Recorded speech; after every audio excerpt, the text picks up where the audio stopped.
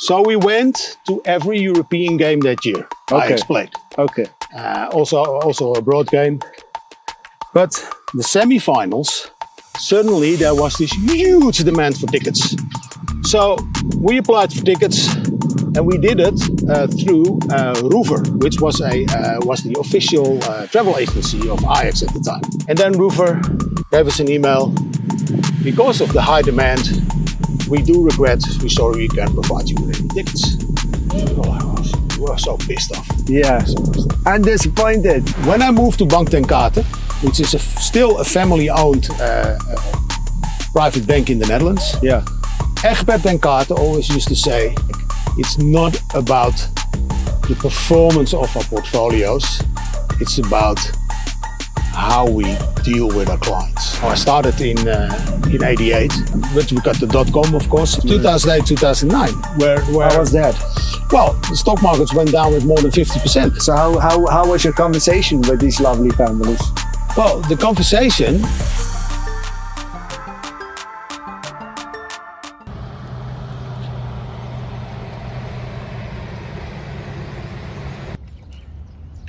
Good morning, Bart. Hello, Simon. Welcome. Nice ride. How's life? Good. How Yeah, are you? I'm good. I'm very good. Yes. Yeah. You like the car? Yes. Yes. Just like the old time movies. It's something different. Yes.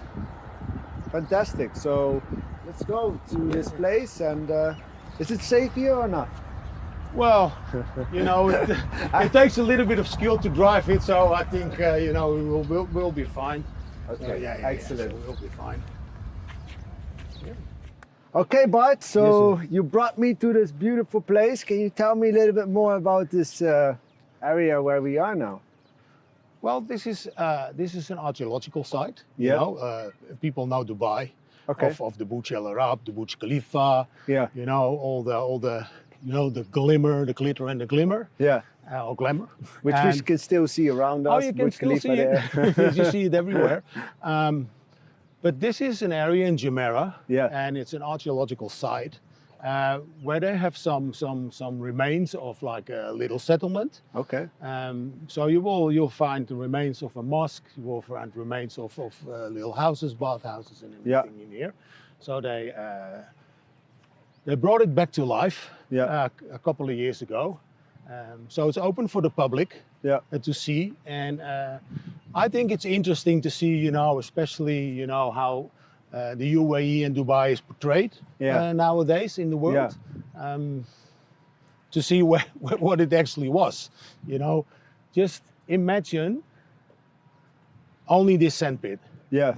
Yes, and get the images of the new builds on the canal, the Burj Khalifa, and all the downtown, and just erase that from your mind. Yeah. And then you see how it was. Yeah. Just a simple settlement. And everywhere I go, you know, I think it's important to look at the heritage of how is it developed, where did it come from. We're Dutch, yes? Yeah. So we're always proud to say, like, New York. Yeah. It's not New York. Yeah. That's New Amsterdam. Yeah. Yes, because we were the first there. Yeah. Until we had to trade it with the English. Yeah, we had no choice. We had no choice. But it was a good deal. So it's nice to bring people here, especially people who come multiple times to Dubai but never seen. You know, people do doombashing. Yeah. You know, they go out of the desert, but or go into the desert, but. Yeah, that's basically what I wanted to show you. Beautiful, beautiful. And I want to take you back to your own history as well. Yep. Take me back to 1995. That was a special year.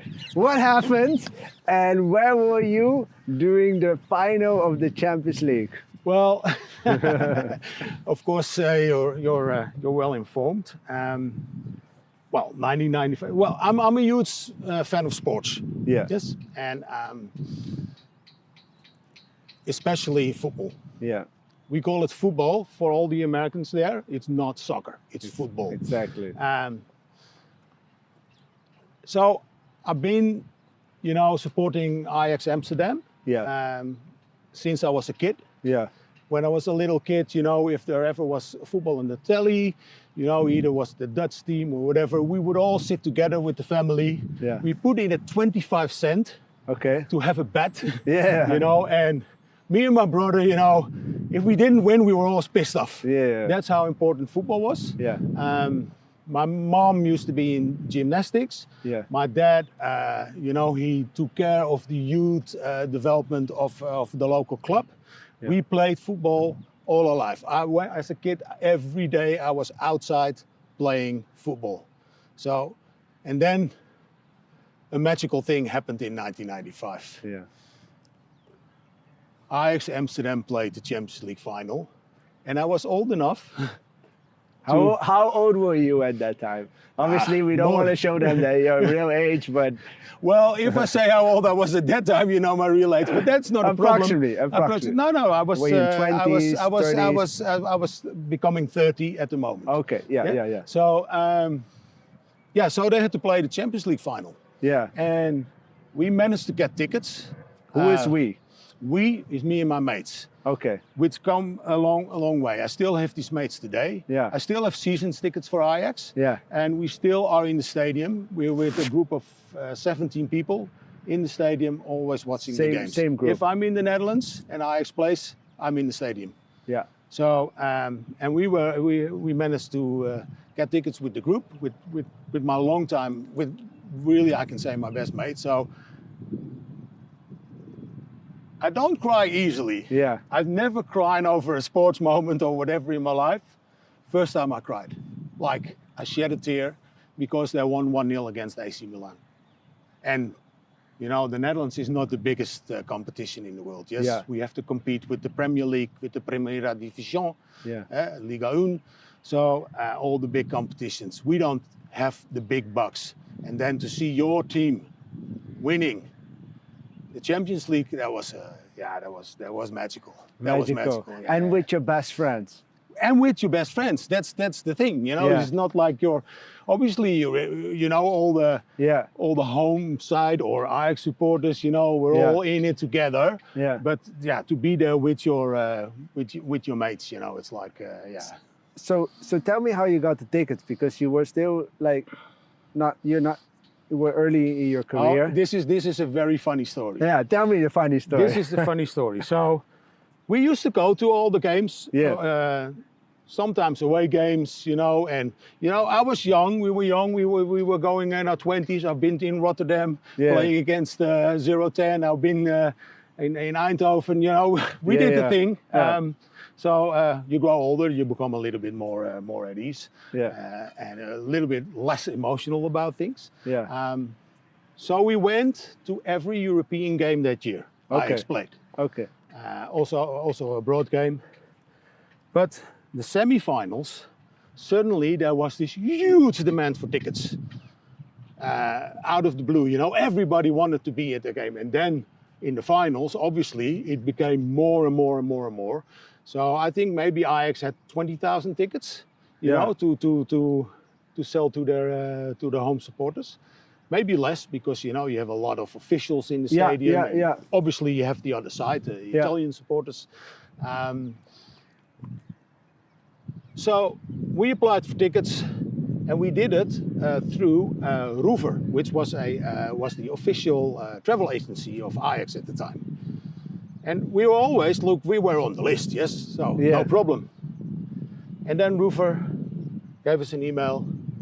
Because of the high demand, we do regret, we're sorry we can't provide you with any tickets. And we were like, we were so pissed off. Yeah. So pissed off. And disappointed. Yes, very disappointed. You could almost cry again.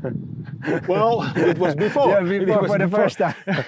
So I had one mate, and he's a funny bugger. Yeah. You know, his name is Jeroen. Yeah. And he owns a accounting company, and he does it very well. Yeah. But his clients are coffee shops, bars.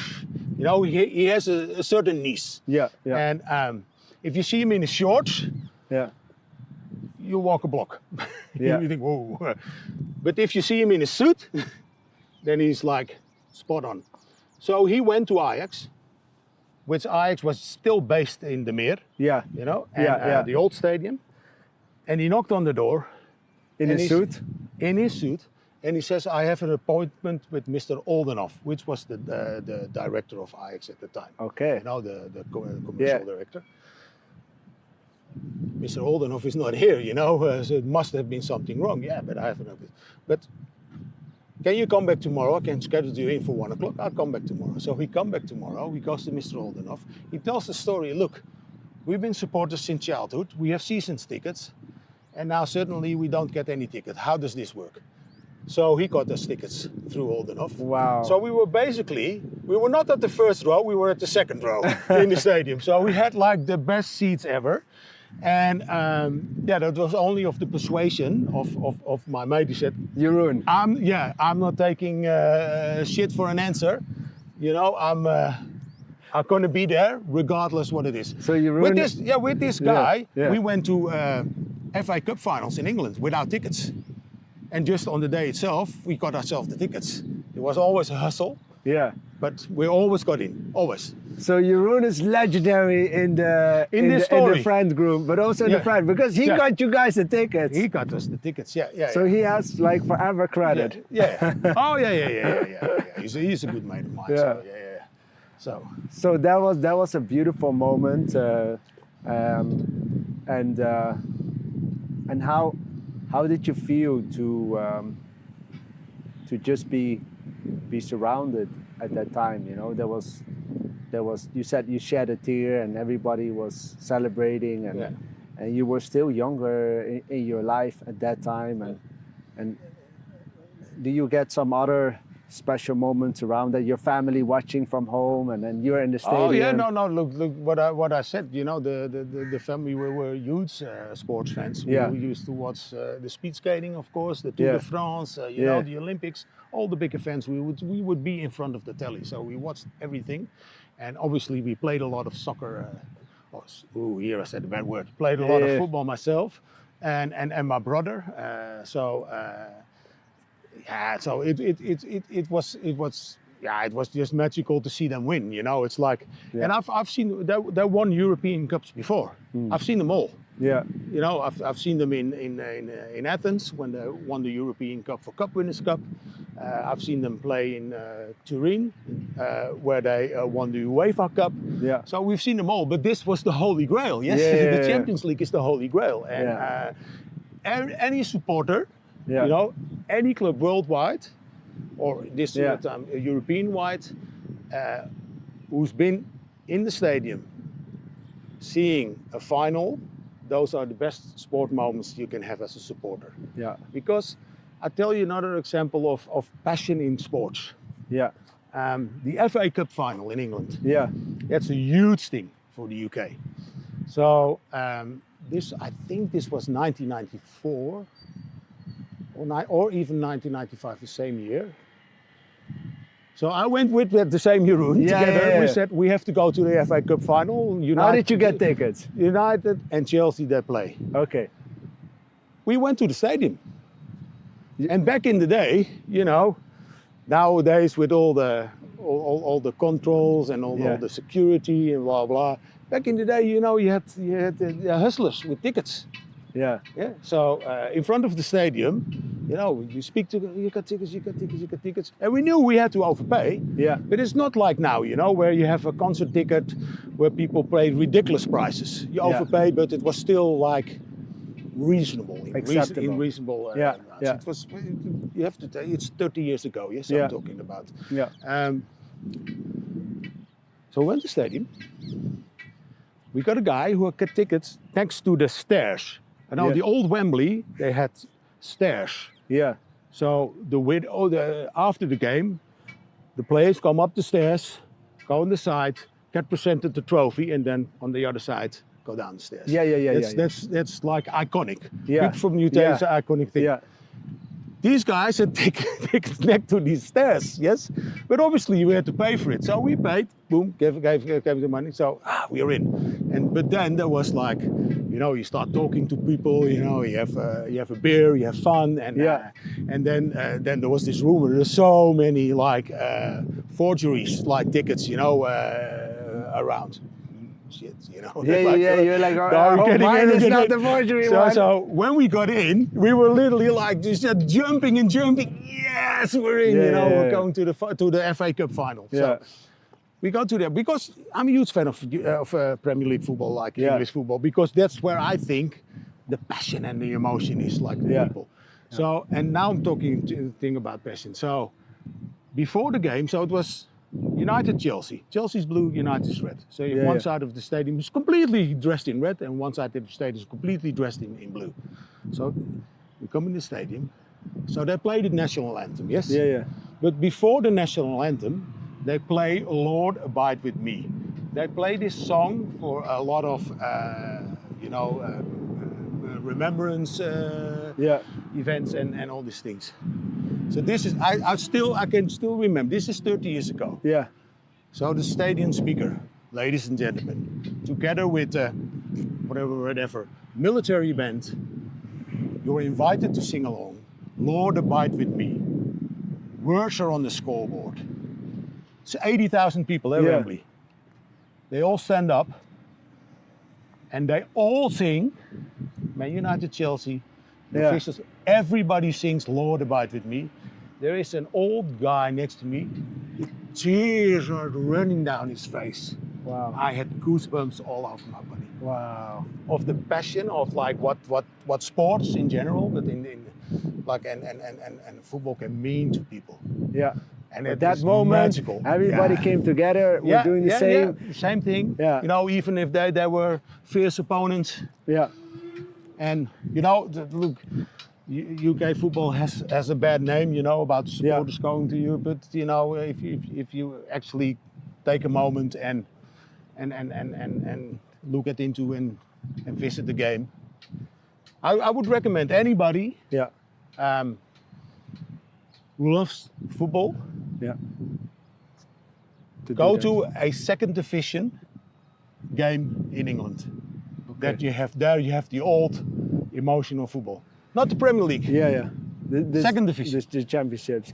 So from your passion Yep. to one of the most beautiful moments in your past, I want to Yep. bring you back also to your past as well, Yeah. where you had a tough moment where you needed, you were young in your career and you needed to confront somebody senior about his Yeah, look, behavior and okay, statement. Can you tell me a little bit more about that? Yes, of course I can. Yeah, obviously, you know, my whole career was in private banking. Yeah. So I started very young. After military service, Yeah. which you know I still had to do. Yeah, yeah. I went working for an administration office regarding nursery homes, and you know I immediately knew this is not going to be my career. So if I want to do something, so I applied to work for a stockbroker's office, and I got accepted at the so-called Widow Cenk, which was an ABN subsidiary at the time. And it was a really small brokerage firm, and they had two dealers, two big dealers. So in the first week I worked there, one of the ladies who was in charge of all foreign deals, she went crying, went home, never to be returned, because she was bullied by one of the dealers. Okay. Yes. So, and then they asked me, oh, we need somebody to do, you know, the foreign, do you want to do the foreign affairs? I said, oh, okay, I want to do the foreign affairs, no problem, you know. I will learn it on the go, no problem. No. Oh, I still remember my first phone call to a German bank. I locked myself up in one of the meeting rooms. I said, I don't want anybody around me, you know. I was nervous as shit, you know. I was nervous as shit. But then, you know, every day you had like your dollar position. So I made up the dollar position, had to go above, or upstairs where the two dealers were. There were only two dealers and a director. And one of the dealers, you know, he was this old school, you know, type, like, I rule the world. Yeah. What I say, that's the law kind of type of guy, you know? Yeah. And so I went up okay, this is the dollar position. And then he would say, sell it or keep it or buy it, you know, if you had to buy dollars. And one day I forgot a trade in my calculations. Okay. And obviously, I don't know if we had to buy or sell or whatever, but the difference was $2,000. Okay. Obviously not in our profit, but in our... So he became very angry with me. Okay, well, sorry, mistake, you know. Yeah, can happen. can happen. Can happen. I'm young, but here too. So in the aftermath, you know, the guy who was like one of the directors who was in charge of all the back office, he came to me, yeah, you know, the dealer, I won't mention his name, it's just not nice. Yeah, you don't have to mention his name. He has lots of problems with you and blah, blah. And so I said, look, lots of problems. And this is the guy who somebody else went crying home, you know, of his reason. I said, look, we all know about the dollar position, you know, we don't have to talk about it because, you know, everybody knows about it and you know what went wrong. But I can, and you put me in this job of all the, so I need to know what I'm doing wrong. That's the only way I can correct it. Yeah. So I went straight up to him, stood at the dealer with shaking legs and said, look, we don't talk about the dollar position, but there are more problems, just tell me now. Because otherwise I can't learn. And I was young, and he was like, he's never witnessed that before. From that moment on, I was his best employee. Because this guy wanted to be pushed back. Yeah. Yes, and nobody pushed him back. Yeah. You know, I didn't know that going in. Yeah. But the outcome was that now, if there was something to do, you have to give it to Bart. You have to give it to Bart. Yeah. And when he resigned, he gave his video camera to me. I want you to video everything from my, you know, my go away party. Ah, that's so sweet. So that was very cool. But I had to boost up, and that's why I also kind of learned, you know, it doesn't matter who it is. Yeah. You know, if it's the Pope or if it's somebody who cleans your toilet, it doesn't matter. It really doesn't matter. So you need to be always upfront and honest to people. Yeah. And, you know, and also in your confrontation to people. So that moment that you stood up to him and went straight to him and to ask him, what am I doing wrong? Yeah. You said already you were shaking a little bit, but tell me a little bit like the moment you were walking upstairs. What were you thinking at that moment? Oh, no, you know, the what was going through your head? The thing is, your first reaction is, I'm going to sit in my chair and going to crawl in a hole. Yeah. That's your first reaction. But honestly, you know, it's like, yes, I was shaking, but I also knew, like, because it was unclear what he meant about other issues. Yes? Yeah. So one way or another, I needed to know the issues. Yeah. And nobody could tell me, but only him. So there was no other way than to confront him. Yeah. And then there were no issues. Yeah. He was just pushing me. Yeah, he just wanted to see a reaction. Yeah, he was just pushing me. Yeah. And some people call it bullying or whatever. Yeah. But and all his life, people run away. He wanted that feedback. He after what I said, the afternoon it became clear. Yeah. But going upstairs, it was like, okay, maybe this is my last day. You have to find something else or whatever. Yeah, it was a nice ride. But in the end, it's like I've always been like that. You know. I will always sit back, you know, let people do whatever they do, and but I will tell my friends, you know, if they're wrong, I will tell other people, you know, you're wrong. Talking about that, I want to also briefly make a bridge to it's another moment in your career where I think it was not easy for you, where you needed to stand up against a committee to defend a colleague of yours. And you did not have the management backing you up. No, this was at Nagenius. So I started working at Widow Cenk, which was ABN, which was an ABN subsidiary at the time. Yeah. So at that time you had the ABN AMRO merger. Yeah. And so the widow, Cenk, and Nagenius, Yeah. Dudok van Heel, they were both small brokerage firms from ABN. So we also merged together into Nagenius Cenk, which is now basically Theodor Gielissen, or what is it, Insinger Gielissen, which is owned by Qatar money. So everything, has its own way of developing. So when I was working there, Nagenius Cenk, and in the meantime, I became a dealer myself, like a private banker myself, client advisor, especially advisory. Part You of made the some job. progress in I made your some career. progress in the time. Yeah. So then I had a colleague who resigned, and obviously then you have client portfolio, and there was one client who had a complaint. So at the klachtencommissie, Complaint commission. Yeah. And so they said me, you have to do that client, and I'm thinking, yeah, that's nice. Yeah. I already know there is a complaint. So Yeah. so I made up with the client. Very nice guy, nothing wrong. So I tried to explain everything. And I see in his portfolio, it's not a diversified portfolio. You have to remember, back in the day, if you went to a bank for advisory, it was basically your account manager who advised you.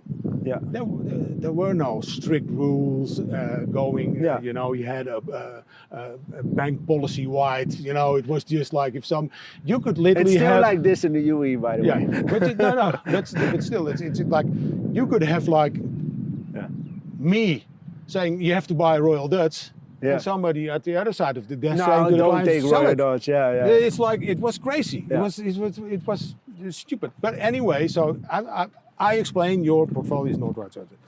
And there were, I still remember, warrants Capgemini in his portfolio. More than half of his whole portfolio, warrants Capgemini. One stock. One stock. Warrants, yes? Not Warrants. even a stock. Oh, okay. Warrants. Warrants. I thought warrants. Yeah. Okay. Yeah. So I explained to him, this is way too much risk you're taking with one put. Yeah, but it went so well and it will go up and blah, blah, blah. And I said, look, I know from the dossier I took over that you've already been advised to make a more diversified portfolio. So that was my former one. And I'm telling you now, you need to reduce this stock. He didn't want to do it. So obviously what happened, 2 years before the end date of the warrant, we withdrew the warrants. So, and then the value of the warrants dropped like dramatically. Wow. It cost him a shitload of money. So he wanted to recover his money. And his easiest way was to put the blame on the advisor. Yeah, and he thought like, okay, what we do is like, I know the advisor is not there anymore. Yeah. So we just pretend that he advised me all of it. Yeah. So in the official complaints committee you have in the Netherlands, like it was very easy. They put in a complaint, they take it on. And the guy was not there to defend himself. No. And then you come together with your client. You come, and then the client speaks about his side of the story, and you speak about your side of the story. Okay. But I thought, like, look, this is serious. Yes. Yeah. You don't want to have a complaint. Yeah. And even if it's like if it's small money, you want to make sure like we did everything we did, and it's also the name of the company you work for. Yeah, it's a big thing. So, and I went in, and I presented that I went to every financial institution has to have 2 managing directors. It's like financial law. So, and I went to management and everything, and and they shoved it off to one lower, didn't want to talk about it and blah blah. So I went in, I copied like all the documents I had. Yeah. I knew there will be 6 people of the commission there. Yeah. So I made lots of copies. I come in, I spread all these piles of copies. Obviously, the complainant can talk first. So he puts his story forward, and he literally says in his story, it's not about him. He's a very good advisor, but it's about what happened before. And the committee is like, yeah, but they couldn't grab their heads around it. So, and I present you everything. I cannot talk about my former colleague. Yeah. Yes, it's easy. It's not my words. The only thing I can present you here, there was a letter to him, like it's a letter. Advice: diversify your portfolio. Here is he knows that, my recommendation: cut back short on your risk position. He didn't do it. It's his choice not to do it. So yeah, I won the case in every single moment. The commission was in the beursgebouw, so in the exchange. And I had because I had my accreditation for being on the floor. Yeah. After the meeting, I showed him around and everything. He wanted me to show around. It was the most unreal. But the thing is, what you said was difficult. So I come back to the office, and the managing director, who's in charge of it, basically in charge of it, says to me, like, "Oh, how did it go? Like, how did it go?" So I still know. I had the dossier, and this is the moment that I think, if I have to confront it, I had the dossier. I threw it on his desk. I think we're all right. I don't want to hear anything about it anymore. Ciao. And that's it. That's it. And how did you feel during that moment and afterwards? How you handled this? Because you stood up for it's always difficult to stand up for yourself. Yeah. Okay, some people, they don't have a problem with it. Some people I think everybody has a chance. And some people never ever do. Yeah. So in these moments in life when you have to stand up for yourself, yes, it's difficult. Yes, I had sleepless nights before. I have to say the process of going to the commission and defend our bank and say like, okay, this is what we did. I thought that was so much like, not entertaining, but like, you learn so much of it. Yeah. I'm happy I've went through this whole process because you learn so much of it. Yeah. And but to confront. Look, this is a guy in a position. He could say to me like, "I don't like you, go off." Yeah. So that client, you said it was surreal because at one moment you were supposedly against each other, and afterwards you were touring him around, and he liked you because he said that publicly. Yeah. How was your relationship afterwards with him? No.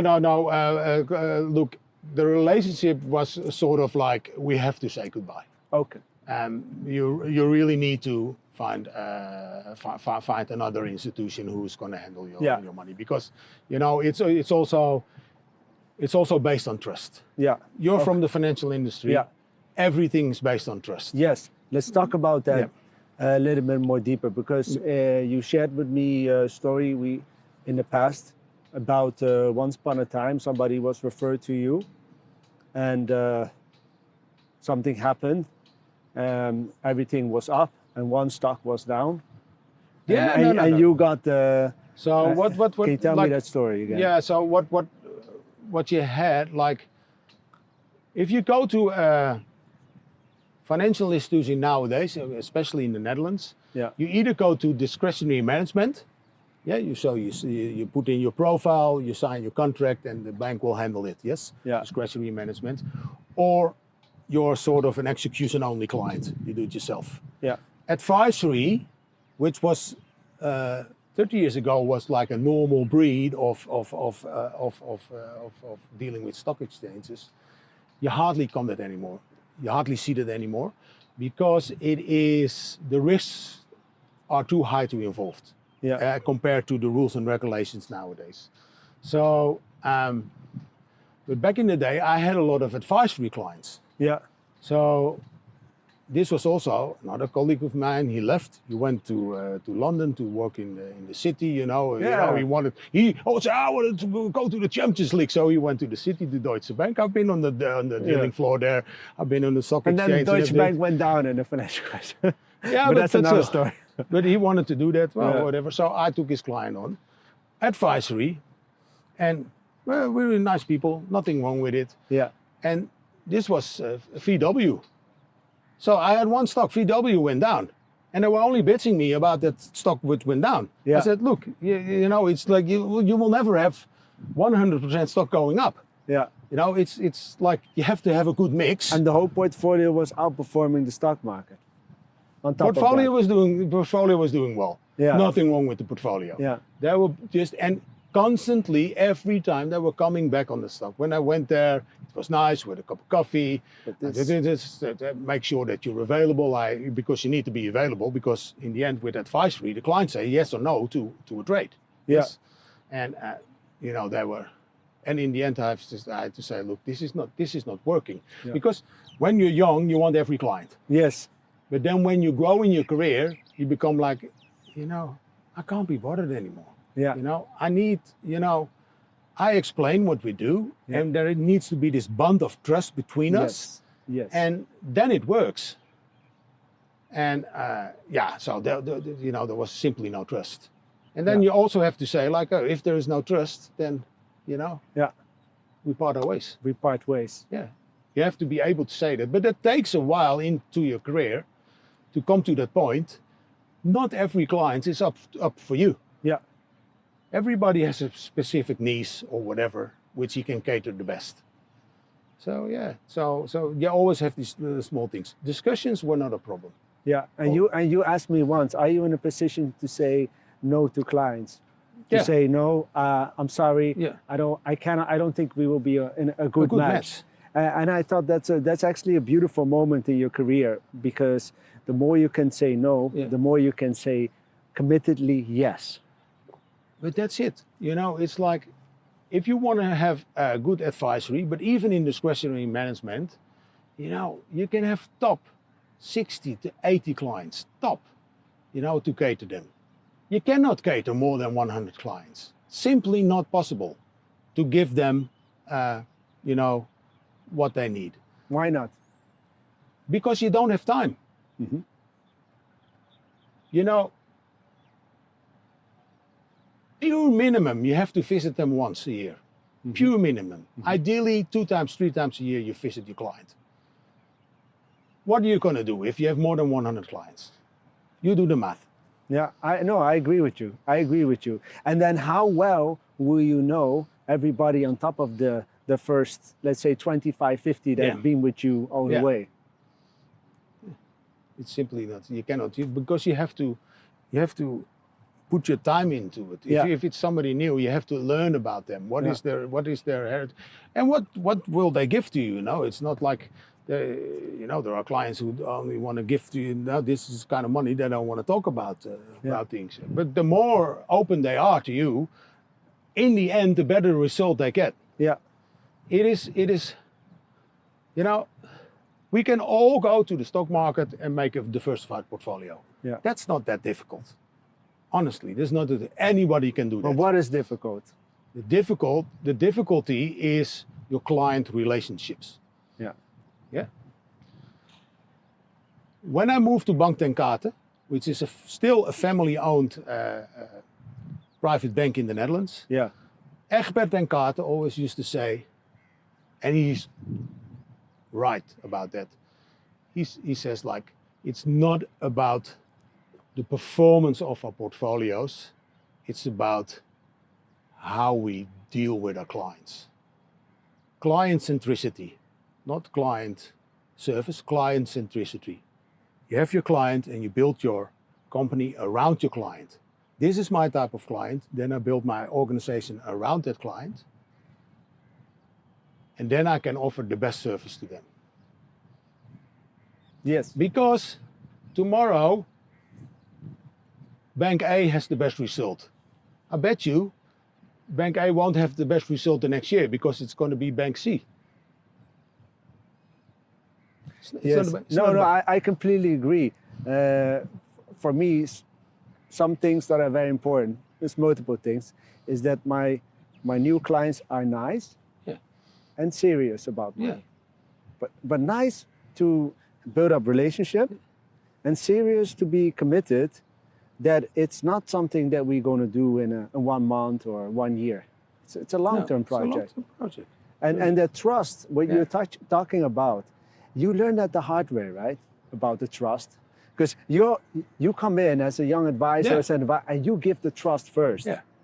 And then you get these moments where you slapped around the faces and you're this, thrown out after. Yeah, but this is this. I'm not university schooled. Yeah. I just start working for a brokerage firm. Yeah. And in the end, when I left, I had people underneath me who were university schooled and they knew everything. And I always used to say, you don't know anything. Yeah. The only thing you were capable of is to finish a study. Yeah. Try to deal with Mr. A that lives up there and it doesn't take calls from everybody except when we call. Yeah. To talk about money. It's like it's all personal. Yeah. It's all personal, and it's like.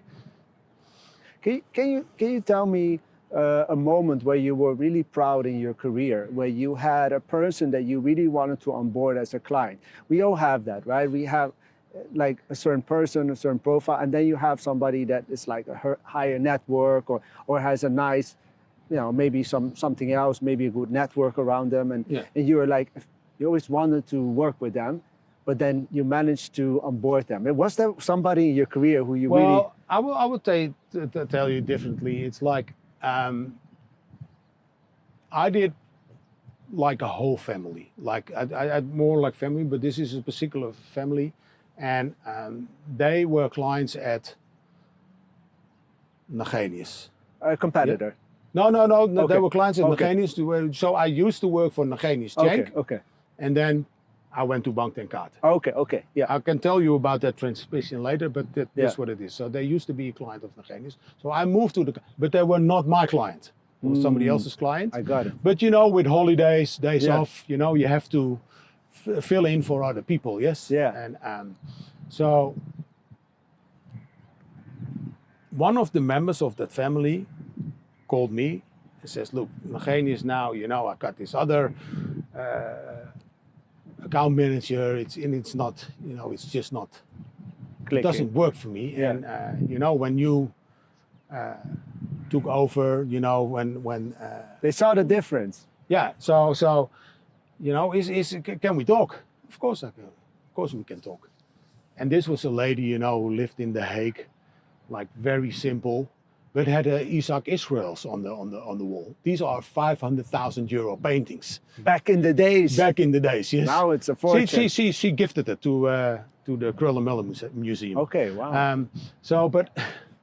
So I had a talk with her. I said, of course, it's free. I cannot approach people from a former bank because of the rules and regulations and everything. But come and talk. And in the end, the whole family was there. And this is a big family. You did not know. You thought you were just talking with her. No. She started. Yeah. It was like one sheep. Okay. One sheep and then the flock follows. Yeah. But these were the most genuine, down-to-earth people. Nice people. Nice, down-to-earth people who happened to have a shitload of money. Yeah. But they had like properties, estates, and they were all living very simple. That was the curious one. The kids were just like flocking out. So one had a tech company in France, if you talk about, sometimes you think like, man, it would be cool if I have a high profile client, or whatever. But no, this is beautiful. This was so beautiful. Yeah. And what made them want to work with you instead of staying with your previous? We go back to 10 meters down the line. It's about relationships. Yeah. This is a normal family. So comes somebody in a suit, all dressed up, and you know, with all his background and knowledge, and gonna say, you know, you have to do this, you have to do that, do this, blah blah blah. Way too much information to these people. No. And just not talking. In the end, like they said, like, when you come to us, we're gonna make life easy for you. We gather the whole family around the lunch table. We serve lunch, and you come and we talk about our investments, and you know, and we know it's good. And I did that twice a year with these people. And we trust you, right? And it's trust. It's We about trust relationships. you, Bart, Yeah. that you're going to do the right thing, Yeah. and you can trust us that And we will never, listen to you. Ever betray your trust. Yeah. In our profession. Yeah. Never Yeah. ever. If you do that Yeah. once, Well, yeah. you're done. Yes. Tell me a little bit more about that, because you must have seen examples. I've seen examples as well, and sometimes even like companies that think they're funny, you know, to tell you like, oh, maybe you can do it like this or that. But there's only one way. That's the right way. Yeah. And my philosophy is bad things are always found out later. Oh no, of course. Yeah. So it's if like, you don't do the right thing the right Yeah. way, it's being found out. Now tell me something about a moment in your life, in your career, where you were always doing the right thing, but something was off and you're feeling that something could not like being done in the way that you wanted and you needed to correct it. Yeah. Okay. It's like I will not. You don't have to say names. No, And, no, no. I don't bands, yeah. entirely answer your question, but Yeah. I will give you the example, like where you think things goes wrong. So, I really love to work for the private banking boutiques Yeah. instead of the big institutionals. Yeah. If I would have applied for a job at ABN AMRO, ING, or even would go abroad to Julius Baer, because you met these people all the time when you go to you know, to presentations or if there was an IPO or whatever. So you meet them and you deal with them as a correspondent bank. So there's a lot of opportunities to make a big career. With I've even when I came to Dubai, I even spoke here with people, but I never liked the fact of working for a bigger financial institution. Yeah. You want to know the owner. Yeah, but it's like, because that's where I think you cannot give 100% trust. And why not 100% trust? Because if I am let's say ABN AMRO, Yeah. if I would been a client manager at ABN AMRO, I can make a career within the bank. Yes. Yeah. So I want to go up. Yeah. So my most incentive of these guys is that they're already going to leave their clients. Yeah. And so when Nagenius Chank, which was a subsidiary of ABN AMRO, in 2007 was being sold to BNP Paribas, the French bank. Yeah. So, and obviously BNP Paribas acquiring Nagenius They're Chank, they huge. want to incorporate it into their, you know, Their way of subsidiaries working. Yeah, of brokerage firms. And, you know, at that time, you know, it became corporate. Yeah. And a corporate means, hey, a lot of admin. So half of the time you're just filling out Instead of spreadsheets sitting and with the clients. spreadsheets and blah blah and this and that, and that is where, in my opinion, it works for a lot of people, but in my opinion, where things go wrong. Yeah. So and then I was approached by Bank ten Kate, and they really told me like, okay, you know, we have to grow a little bit because of the consolidation in the market. We need to have more asset under administration in order, you know, with the upcoming cost of rules and regulations. So they needed more body, and you know, you work for Nagenius Chank, so they have been in that transition towards where we were coming to, and that appealed to me because it's like it was family owned. Yeah. Like his philosophy, and this is way before COVID happened and way before people working from home, all the private bankers, they were not allowed to be in the office. They were not allowed to be part of the Because investment process.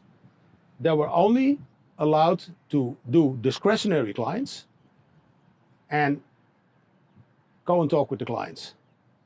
And then on a Tuesday, they had to come to the office because obviously they need to be informed what the investment process is. Yeah. So, and I think that is the right strategy. Yeah, I agree.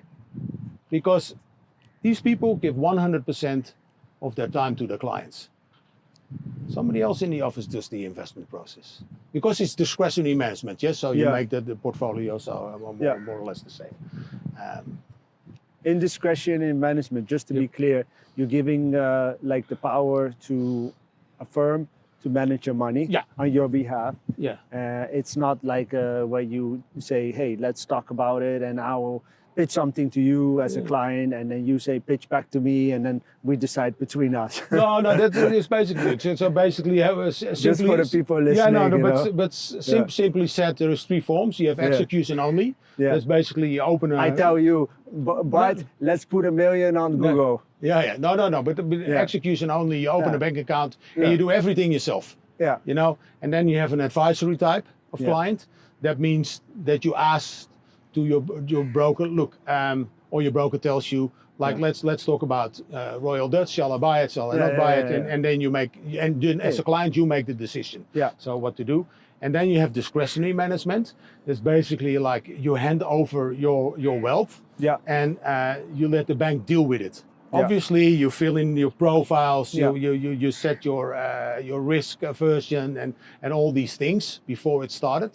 But then they give you a customized sort of but standard portfolio, and once in a while you sit down and you discuss how things are going, and but if you make a deal, sell or buy or whatever, you don't call the client first. It's done. Talking about deals, obviously in your career, you make a lot of deals, and you're bringing a lot of clients back and forth. But in the beginning, can you remember maybe a big deal that you did that really made you feel like, wow, I'm now, at a new level, or it gave you a nice confidence boost? No. The funny thing is, when I first started, so I also had to do. Look, I've done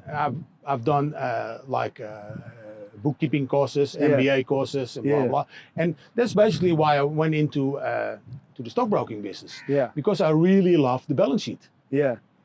It's very funny. I still remember I had to do an exam for MBA, and it was in this big hall with all these people, and we had 3 hours to make a balance sheet. Yes. Okay. Within the hour, I was done. Yeah. So I'm done. Yeah. Folded up, handed in. The people thought like I was bailing out. Yeah. No, I really said, no, I'm done. It's balance sheet's done. Yeah. 95% of my balance sheet was good. I really love the balance sheet. Yeah, so I think like, what can I do with it? Yes. Yeah. So I went to work for the Royal Exchange, but then I had to learn. So I did all my courses. I became an accredited stockbroker for the stock exchange on the floor. I've been on the floor. I've been even on the floor in New York because they invited me. Yeah. So I'm not in the tourist section, but on the floor, which are nice moments. Yeah, definitely. But you had derivatives. Yeah. Oh shit! How does derivatives work? Yeah. So what I decided to do, let's buy some options. Yeah. Yeah. Let's see how it works. Man, my first options. I doubled my money more. Okay. More than double. And I thought I was king. Yeah. I'm going to be filthy rich. Yeah. Until I did my second one. Then I knew. It's maybe it's not that simple. Maybe you have to. But it is a great way to learn. Yeah. How to deal with financial institutions. But one of the nicest thing where I really thought like, okay, it's also the reason why I was invited to come on the floor in Wall Street. Yeah. Is that ABN AMRO in Amsterdam head office. Yeah. They did all the deals for ABN AMRO New York. And these were big deals on the stock exchange, on the Dutch stock exchange. Yeah. So when ABN AMRO New York had to buy Philips, it went to ABN AMRO head office in Amsterdam. Yeah. And they did the execution. They had somebody there did the execution. Yeah. And they were not happy about ABN AMRO Amsterdam. Why? I don't know. They were not happy. So they came to us because one of my colleagues, he knew the guy who was in charge of New York. And he said, yeah, but we can do these deals for you as well. They gave it to me. So for a year and a half, and we already knew it has to go back to ABN head office because this is a political thing, yes? Yes. So for a year and a half, I did all the deals for ABN AMRO New York through our office in Amsterdam.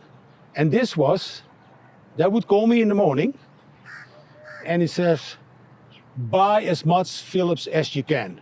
And you only dealt 1/3 of the market. Yes, because you don't want to pump up the volume because you're going to push.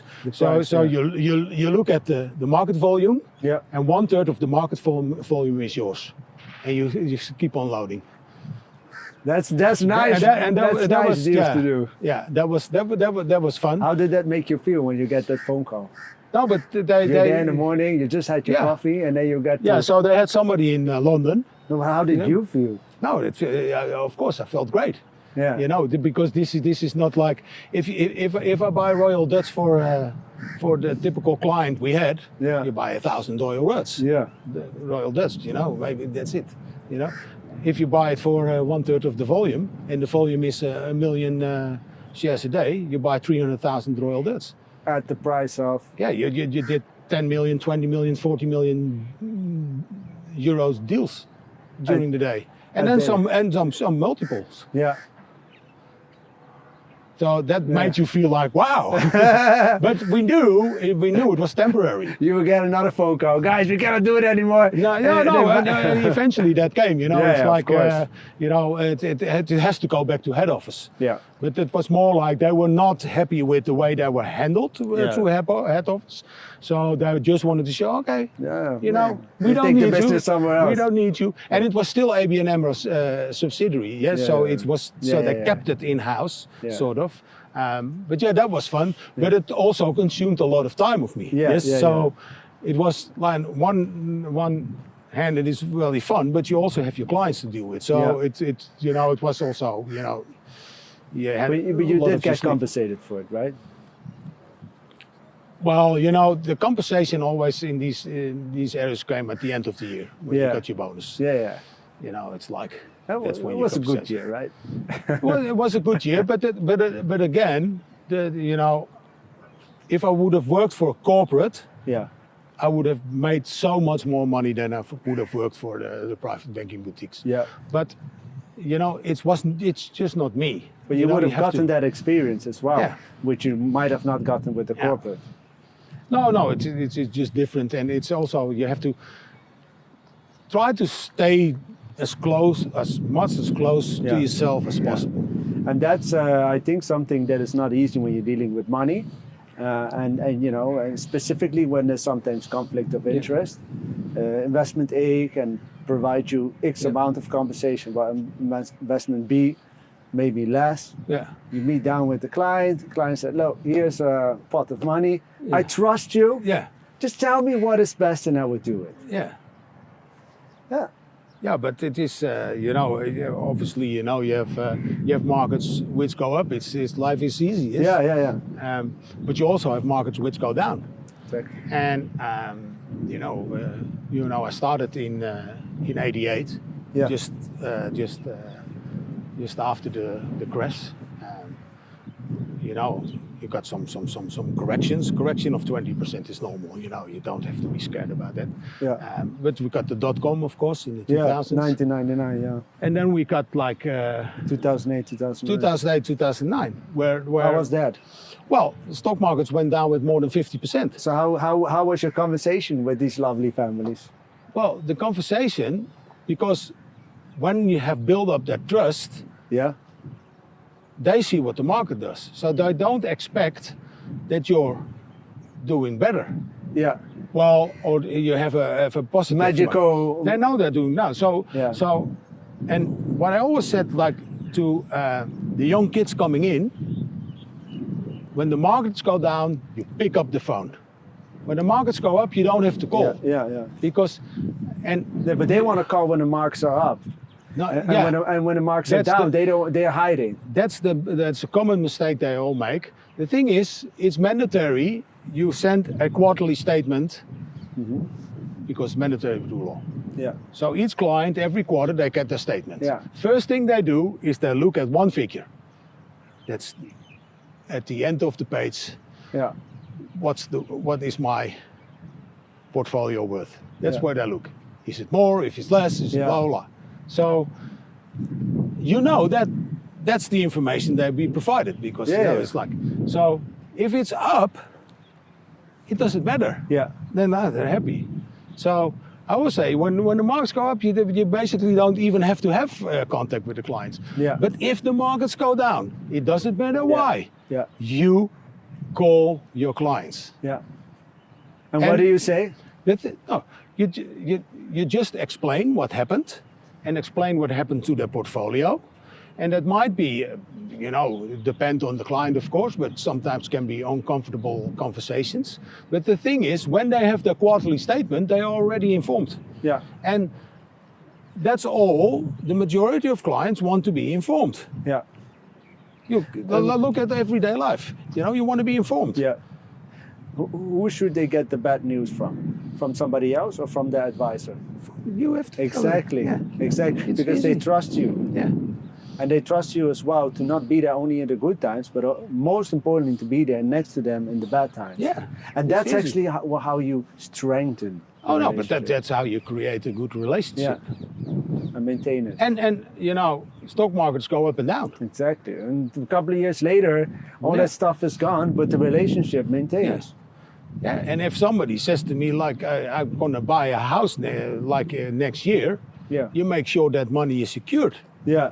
Yeah. because I cannot tell what the stock market does tomorrow. Yeah. I know Exactly. there's TikTok now, there is Yes. Instagram, Yes, and yes, you yes. know the amount of advice on Yeah. crypto or whatever. Yeah. But in reality, If nobody you need can that tell. money in 1.5 year, Yeah. you know what you need to do? Keep it in the bank. Yeah, no, but 'Cause then you know it will be there. Nobody can tell. Yeah. What is going to happen tomorrow? Yeah. I know I've had many of these conversations now because of everything in the Dubai real estate market. A lot of my clients have ended up buying houses. I said, no, you want to guarantee the money is there. And this is actually what my advice is. Yeah. If you need this money in 1.5 years, Yeah, keep it in the bank. yeah, But then it will be there. yeah. You don't like gamble with it or gamble is a hard word, but like avoid a situation where the money's not there because you want 5 or 10% more. Yeah. And you want to invest in the stock market. The stock market can go down as well, 15%, or 20% is 20%, normal. or you It's do simple correction. gold, and it just happens to be in a cycle down. Yeah. It's still a solid asset, but not worth the same amount No. at that moment when you need the money. When you need the money. Yeah. So you need to Yeah. secure that. Yeah. So, hey, there's some beautiful place to sit down here. You're tired of walking? Well, I'm the youngster, so I'm getting tired. I like this space, Yeah. My wife always goes for a run and I have to yeah. catch up with her. So So I wanted to ask you something. You just talked about your wife because you got married. yeah. And you found your wife some years ago. Can you tell me a little bit how that was? Because it must have been for you special, to find your life partner, and also still to find your life partner later in life. Later in life, yeah. Well, it's obviously for everyone it's special, I guess. But I consider myself very fortunate, and that's it. Because when you grow up, you go to school, you're 18, 20, and we did military service and everything, and so then you're at the doorstep of your life. What are you going to make of your life? And in my case, I start working into the private banking industry, and then you develop. Yes, it's a sort of excitement period in your life in your early 20s. Everything's possible. But what am I going to do with it? And a lot of people fall in love or started relationships or either started a family and blah, blah, blah. So, I was never that lucky that I found a life partner when I was younger. Yeah. So on my travels, to a friend of mine here, living here in Dubai. I met my wife, Amanda, but I was 46, yes, 46, 47, and I thought, wow, this is. How this did you is- meet this is her? good. Well, I met her through Take me back to the moment. mutual friends. So a friend of mine was living here in Dubai, but he was basically going to Zurich. So he told me, like, if you want to, if you want to visit Dubai, end of the year I'm moving out. So, and I spare time, so still some You could some holidays. stay at this place. Yeah. I was in JBR, so It's nice of her. and so yeah, I'll come by for a couple of days. So we have fun. We go for dinner, and and so it was. She was befriended with him, and Where did you meet her? well, I met her once before in the Netherlands on Queen's Day, what's King's Day now. Okay, yeah. But she was. So I just met her briefly. That's it. Yeah. And then here, she so he would go to the gym, but she was also living in JBR with her son Max, and she was also going to, when he was going to the gym, she was going to the gym. So the first day, we had breakfast, and she joined us, and ever since, like every day, she was there, and I fell in love with her. And You were having breakfast every day with her, or meeting her every day at no. the gym? It was more like the first time I met her was at the breakfast, when just the first day, and then every day there was sort of a moment that we had dinner, she joined, or we went to the gym, she joined, or we. And what played was the moment that it was just the two of you? Because initially it was your friend that Oh Bart. no, but she was there, and so I grown attached to her, and I really liked her, and so. What was the moment you said, shall we go together somewhere? No. without a friend? That never happened. It okay. never happened. Look, so we had a dinner, like last evening before I went. We had a dinner with a girlfriend of him and us too, and and the conversation at dinner became like, okay, about respect for women and blah blah. So I said, well, I respect these women so much that I know if I would live here in Dubai, I would probably see her more and fall in love with her. And You said that right in front of people. And her. Yeah. Because I felt That's that very way. honest. Yeah, I already left a note and a present in her room without her knowing. How did you do that? Well, because we picked it up, yeah. to go to dinner. Yeah. So I had just hidden, and I just left Nice it. move, Bart. Nice like, move. well, because at that time I think I'll go away, and that's it. How did she Go back to respond it. at that dinner table? Well, that obviously, a little bit of the embarrassing, like overflown, like reaction, and but yeah, then I decided after dinner I'll go with her back to her room, and we had a nice conversation. We kissed, and that's it. Yeah. The rest is history. Yeah. And then you came back shortly after. No, yeah. The next weekend she was in the Netherlands. She came straight to the Netherlands. Yeah, she just came to the Yeah. Netherlands. So and then I knew this is it. This is. Sometimes you don't know people long, but when I the knew connection is this so is- strong. But the thing is, why I say I feel myself considered very lucky. So it basically brought me back, being 18 again, Yeah. because I knew. Okay, she's living in Dubai. They have a very successful business in automotive. Her son is living here, and I'm single. Yes, so it's not a case of they coming to the Netherlands. It's simple. I will move to Dubai. Yeah. Yes. So suddenly I had to, if I move to Dubai, I will probably quit working in the Netherlands. Yeah. I kept on working for a couple of years for Dubai as a consultant. I set up a consultants firm in Ras Al Khaimah, and I was just consultant because the DIFC was a bit too expensive for a single person. So. But yeah, I had that. It started all over again. What is going to happen with my life? Everything's possible. I step into a new family, and we're going to create a new family together. And and until now, it's been a hell of a ride. But Fantastic. so I had that twice, that moment. When was the first moment? The first moment is when you're 18. Okay, you know, okay, when yeah, you're yeah, like, and then first I had it real all goal, yeah, over yeah. again later in life. So and since then I stopped working professionally because I have to deal with our own investments. So basically from earning money for money, growing wealth for other people, growing wealth for ourselves. Yeah. She's still working. She loves it, and and she can stop whenever she wants. If she stops, there's be okay. significant funds for us to have a good life. Yeah. Son is now in Australia, so we probably will spend a bit more time in Australia as well. He's going to uni there. He's doing business management and marketing. So yeah, And I cannot complain. it's a beautiful story because I think it's so nice that to find your life partner, you should not put a time on it. And so many people give up or constrain it like I need to find my life partner at this part of my life. And the good thing is because we basically we are financially independent, and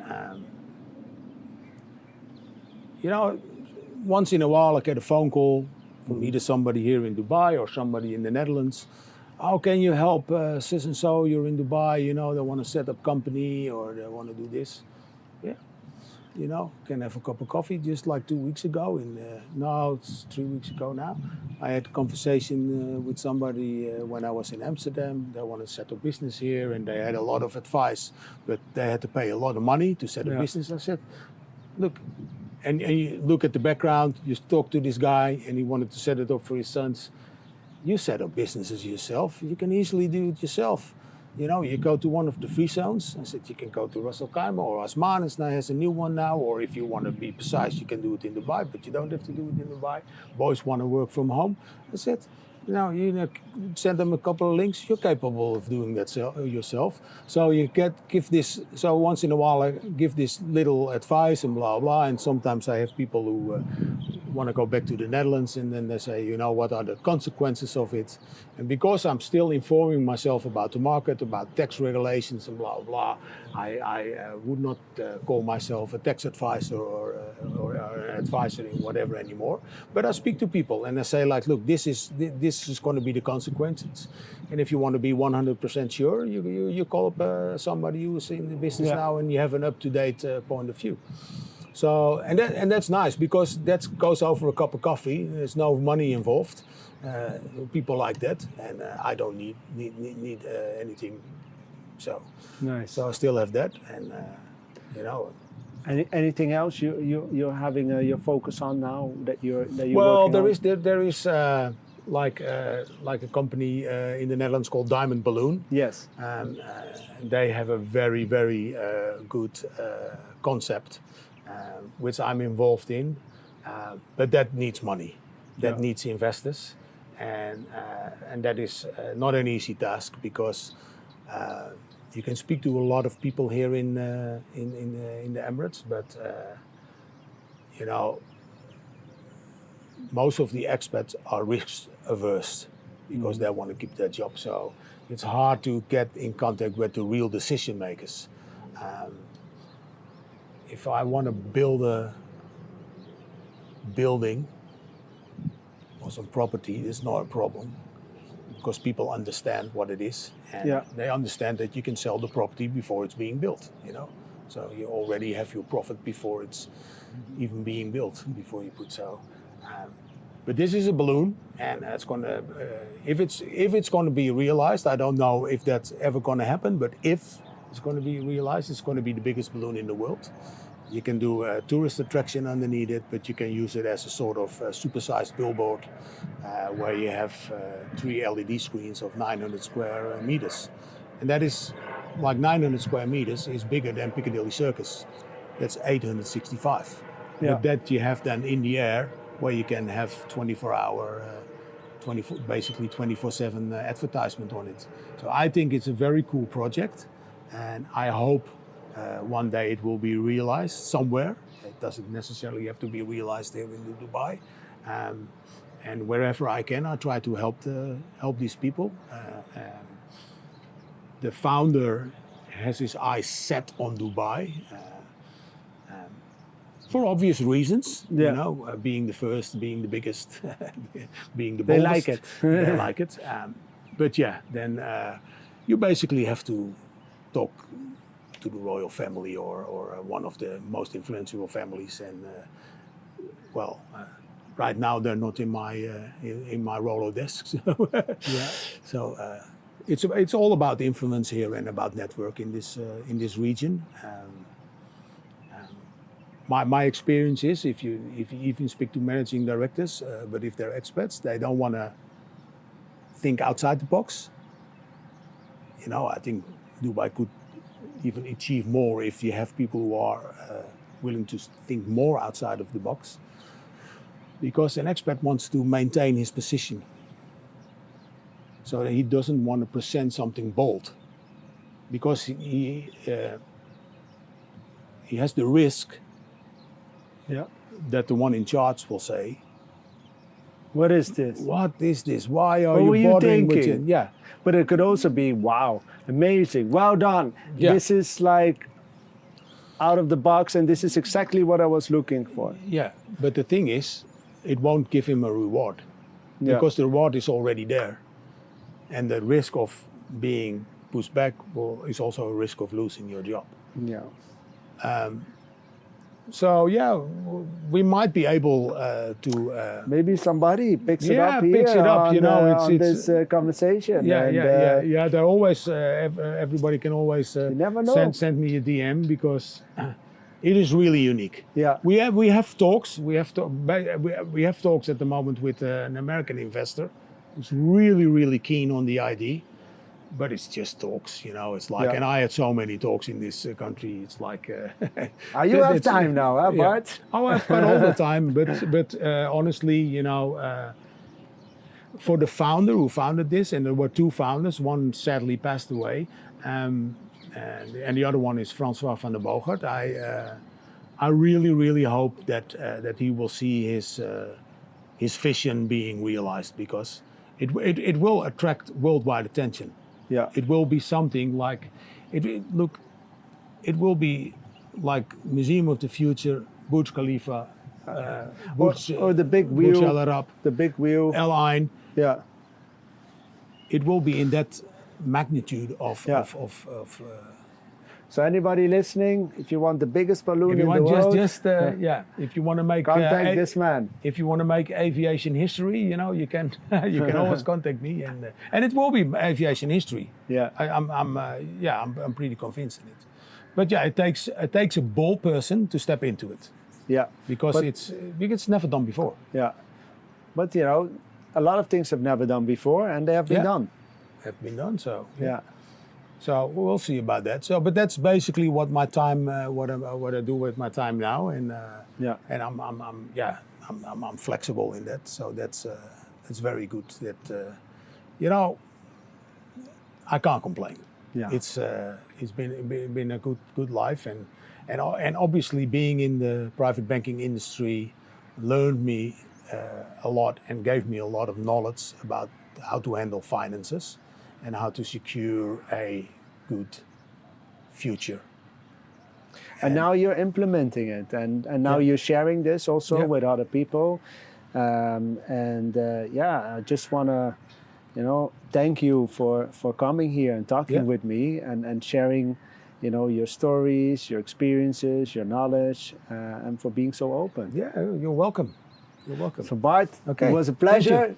Thank you. And Yeah. wishing you a nice What I day. said. Welcome. Goodbye, everyone. This was my conversation with Bart. Bye-bye. Thank you.